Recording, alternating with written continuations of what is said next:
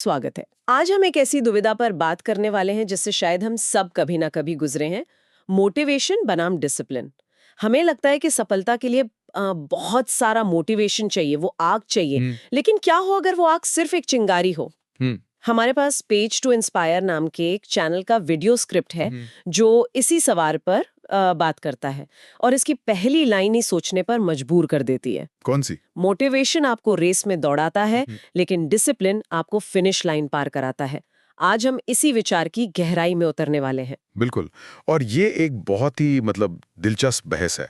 हम सब उस मोटिवेशनल वीडियो के बाद वाले जोश को जानते हैं ना। हाँ हाँ बिल्कुल, लगता है अब दुनिया बदल देंगे। वही। लेकिन अक्सर वो जोश अगली सुबह तक ठंडा पड़ जाता है। तो आज की हमारी कोशिश यही समझने की है कि ये स्क्रिप्ट इस अस्थायी जोश और स्थायी आदत के बीच क्या फर्क बताती है। और क्या सच में सफलता का कोई फॉर्मूला है भी? एग्जैक्टली। तो चलिए यही से शुरू करते हैं। स्क्रिप्ट के मुताबिक मोटिवेशन भरोसेमंद नहीं है, ये एक इमोशनल हाई की तरह है। Emotional high. जैसे कोई गाना सुनकर अचानक जिम जाने का मन कर गया, हाँ। लेकिन अगले दिन वही सोफा ज्यादा आरामदायक लगता है।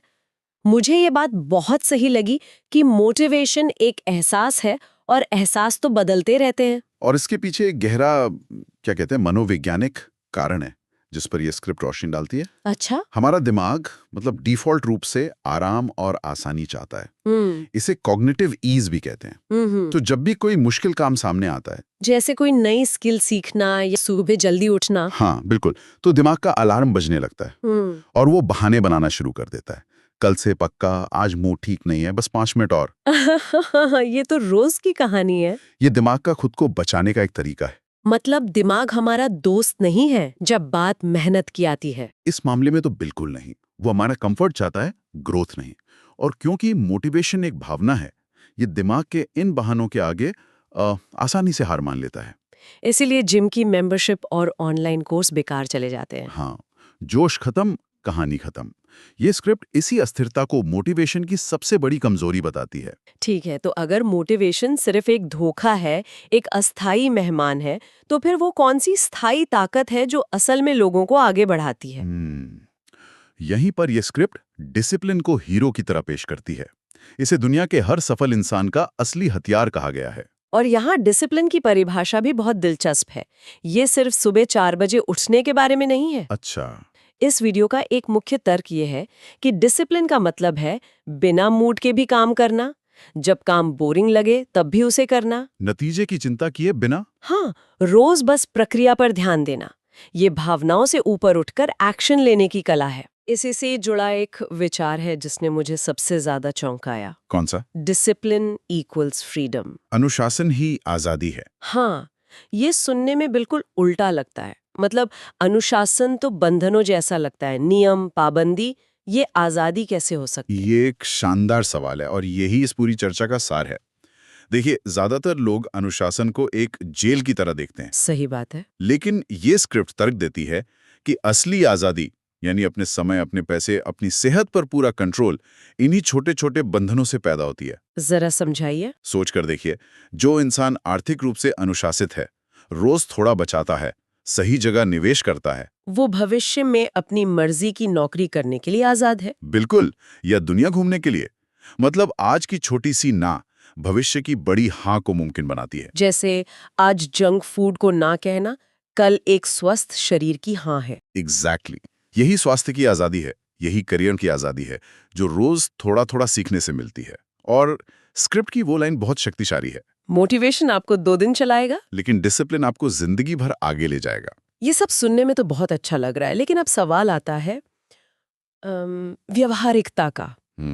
रोज रोज ये करना आसान तो नहीं है। नहीं है। यहीं पर ये स्क्रिप्ट एक बहुत ही कमाल का फॉर्मूला देती है जिसे 1% का नियम कहा गया है। हाँ, ये जेम्स क्लियर की किताब एटॉमिक हैबिट्स का भी कोर कॉन्सेप्ट है। नियम ये कहता है कि आपको पहाड़ नहीं हिलाना है, आपको रोज सिर्फ 1% बेहतर बनना है। बस 1%। इसका गणित तो हैरान करने वाला है।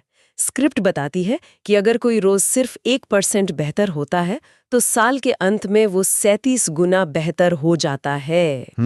ये सुनने में तो जादू जैसा लगता है, पर क्या जिंदगी सच में एक एक्सेल शीट की तरह काम करती है? मतलब असलियत में ये मुमकिन है? कभी तो बुरे दिन भी आते हैं। ये बहुत ज़रूरी सवाल है और इसका जवाब है कि ये नियम परफेक्शन के बारे में है ही नहीं। ये दिशा के बारे में है। बिल्कुल। ओके। इसका मकसद हर दिन जीतना नहीं है, बल्कि हर दिन कोशिश करना है, चाहे वो कोशिश कितनी भी छोटी क्यों ना हो। अगर आप आज 15 मिनट पढ़ने वाले थे और सिर्फ 5 मिनट ही पढ़ पाए, तो भी आप 0 से बेहतर हैं। सही है। ये कंपाउंडिंग की ताकत है, जो सिर्फ पैसों पर नहीं, आदतों पर भी लागू होती है। मतलब बात बड़े कदमों की नहीं, लगातार छोटे कदमों की है। बिल्कुल। स्क्रिप्ट में इसके बहुत आसान उदाहरण भी हैं। रोज 15 मिनट पढ़ना, 10 मिनट टहलना, 20 मिनट कोई नई स्किल सीखना। ये छोटी छोटी आदतें मिलकर चक्रवृद्धि नतीजे देती हैं। ठीक है, तो ये तो समझ आ गया कि डिसिप्लिन क्यों और कैसे काम करता है। लेकिन हम सब जानते हैं कि आदत बनाना कितना मुश्किल है। मैं सोच रही थी वो पहला कदम क्या है। इस स्क्रिप्ट में डिसिप्लिन बनाने का कोई प्रैक्टिकल रोड मैप दिया गया है? हाँ, और यही इस स्क्रिप्ट की सबसे अच्छी बात है। ये सिर्फ थ्योरी नहीं देती, बल्कि एक 5 चरणीय फॉर्मूला भी बताती है। अच्छा, पहला कदम है, छोटे से शुरू करें। Start small. इसके पीछे का लॉजिक क्या है? लॉजिक ये है कि हमारा दिमाग बड़े लक्ष्यों से डर जाता है। अगर आप आज फैसला करें कि मैं कल से रोज 2 घंटे जिम करूंगा, तो आपका दिमाग इसे एक खतरे की तरह देखेगा। और उसे टालने के 100 बहाने ढूंढ लेगा। हाँ, लेकिन अगर आप कहें मैं कल सिर्फ 10 मिनट वॉक करूंगा, तो दिमाग को कोई खतरा महसूस नहीं होता। स्क्रिप्ट में एक लाइन है, दिमाग को शौक मत दो, दिमाग को आदत दो। दिमाग को आदत दो, ये तो बहुत कारगर लग रहा है। अच्छा, दूसरा कदम? दूसरा कदम है, ध्यान भटकाने वाली चीजें हटाएं। Remove distractions. उफ, मोबाइल फोन सबसे बड़ा दुश्मन। बिल्कुल। मुझे याद है एक बार मैं एक जरूरी रिपोर्ट पर काम कर रहा था और मैंने अपना फोन सिर्फ पलट कर रख दिया, लेकिन हर 5 मिनट में मेरा दिमाग सोचता था, किसी का मैसेज तो नहीं आया। हाँ हाँ हाँ। आखिर में जब मैंने फोन उठाकर दूसरे कमरे में रख दिया, तभी जाकर मैं असल में फोकस कर पाया। ये स्क्रिप्ट कहती है कि अनुशासन का सीधा संबंध फोकस से है। सही बात है। तीसरा कदम है, एक डेली रूटीन बनाएं। इसका क्या फायदा है? जब आप एक ही काम रोज एक ही समय पर करते हैं, तो आपका दिमाग उसे ऑटो पायलट मोड पर डाल देता है। आपको उस काम को करने के लिए इच्छा शक्ति या मोटिवेशन की जरूरत नहीं पड़ती। जैसे सुबह उठकर ब्रश करना। बिल्कुल, उसके लिए सोचना नहीं पड़ता, वो बस हो जाता है। रूटीन आपकी विल पावर को बचाता है।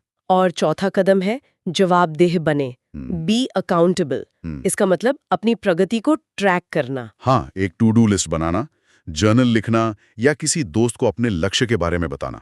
जब हमें पता होता है कि कोई हमारी प्रगति देख रहा है, चाहे वो हम खुद ही क्यों ना हो, तो हम ज्यादा जिम्मेदार हो जाते हैं। ये तो है।